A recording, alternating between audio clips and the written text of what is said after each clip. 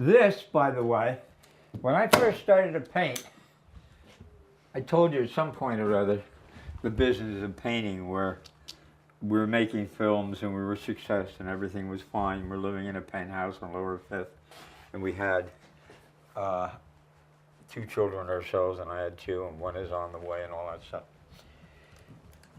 And suddenly, whoop, at a Staples again. I ought to carry a box with me. I'll be right with you. And the person I was working with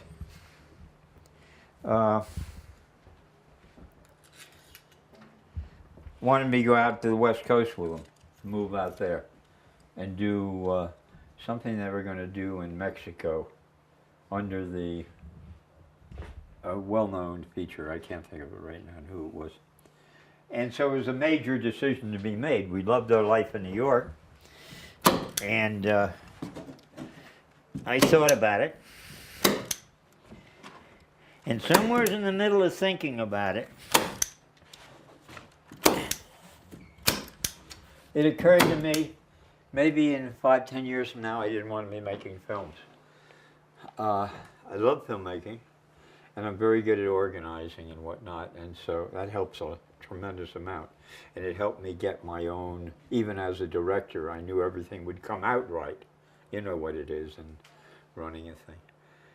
And you're going to come out on budget, and you're not going to miss too much and whatnot. But that's practicalities. That isn't necessarily feeling. But the business of getting to saying what you want to say and working on what you want to work, that's difficult in films. Because it's usually some asinine subject or something that just isn't yours. You get wrapped up in it, but it doesn't necessarily mean it touches you. And that's what was happening to us. I wanted to do a film, a documentary on, we had some very close friends in Vermont that were dealing with subnormal children. I don't know what they call them now, but back in those days it was subnormal. They were. They're 3 in one family. And it just, and the work she was doing was wonderful, and the life of the family was wonderful. And it was really hard. I only needed either $75,000 or $80,000 to do it. I couldn't find the money.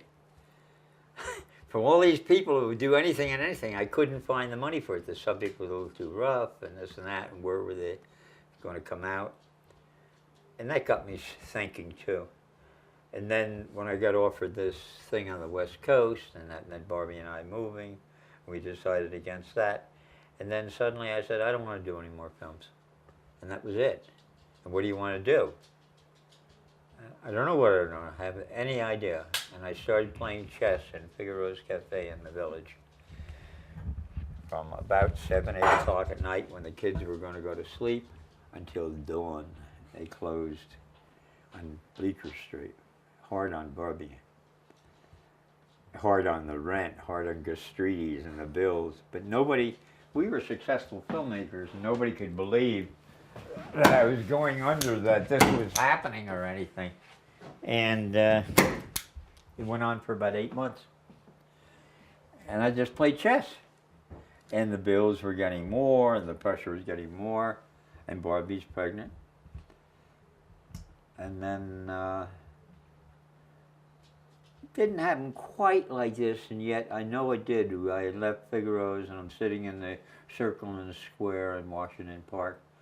This is at dawn, and there's always people there at dawn. This is in the beginning of the beat time, or, you know, we're really getting into it. And so there's some guitar players and et cetera, et cetera.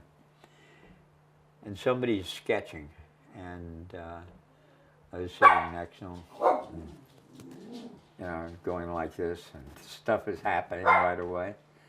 And he saw me looking intensely. He said, "Here, take it." And it was within the ink. He had a brush. He just dipped it in it. He'd go, ah! Ah! Here's this line, you know, like that animation you saw me. So out of this, I come home and I say, I'm going to be a painter. Well, you know, New York in those days was just loaded with art. For the first time ever, New York was the center of the, or U.S. was the center of the art world. and abstract expressionists and Klein de Kooning and everything. You couldn't go up Madison Avenue. There were 4 cars out from the stop, out from either side of the street, just parked looking at galleries, show openings and whatnot. And then the whole country became involved. It was a very long period for about 8 or 10 years. And so we were involved, and we used to go to the Cedar Tavern all the time and hang out, and we were filmmakers, and everybody else was a painter, and the painters wanted to be filmmakers.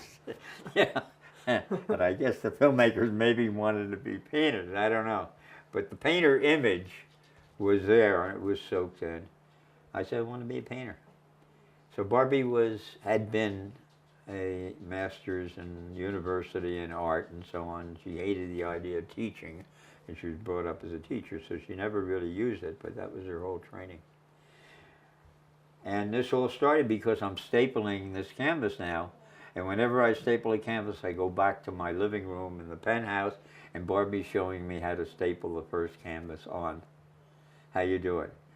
I want to know what materials I should get. We'll get down to the art store and ask them for some materials and whatnot. I never got anything out of her. Anything at all. Not because she was angry. She said, you want to do it yourself. And learn. She said, I taught you how to make films and whatnot, and look what happens. You're giving it up. So why don't you try it yourself? And that's what I did. That's why we went really to Europe, to get away from New York, because New York is the center of the art world. We know all kinds of people, have all kinds of contacts. In 2 seconds, I could have gotten somebody to carry whatever I was showing. I could have gotten somebody to buy what I was doing because they're making films and they know the artists and so on. And I wanted to be away from any of that and just first find out if I could paint. And I could. And that was 40 years later. And a good life, a good decision. Out of what? Out of saying you don't want to do something longer that you like. I mean, I liked filmmaking. I loved it. I'd come out of the suburbs, and you know what filmmaking is to you. Well, it was to me too. And wow, it's wonderful. And the content thing, yeah, that was a problem, but not that big of a problem.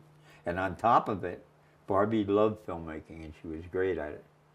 She had found her ego in it, and she was really, really good. And by quitting, taking it away from her, because with 3 kids, she wasn't about to do it alone. And that's hard when you're taking something from somebody you love. That's life.